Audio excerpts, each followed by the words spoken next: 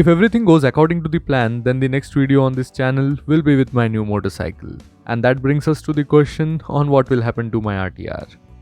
I am the only rider and driver here, so logically the RTR should leave and make space for the new motorcycle, just like it has happened multiple times in the past. Just like my 180 passed the baton to the 200. But this time I am contemplating, not just because of emotional attachment with the 200, but also because how good this motorcycle is. As I earlier said about emotional attachment, one of the biggest reasons for that is this generation of RTR 200, which is one of the last mechanically raw generation of motorcycles, which is still running on a carburetor setup and is free from any complex electronics. It still has a switch which can turn off the headlight and of course no ABS. Don't picture that the absence of all this makes it a difficult motorcycle. In fact, it is really fun inside this city, lightweight, no heating issues, slipper clutch and comfortable seat with a really comfortable KYB suspension setup.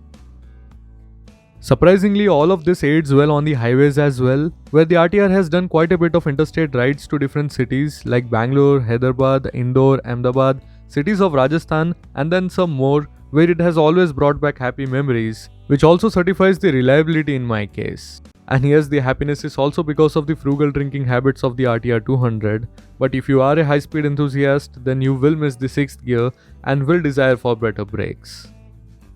But over the time, I have realized that this is a easy to modify motorcycle, right from retrofitting the slipper clutch to experimenting with different spark plugs, to fixing the radial brake master cylinder, and again experimenting with different headlight bulbs right from powerful halogens to different types of LEDs.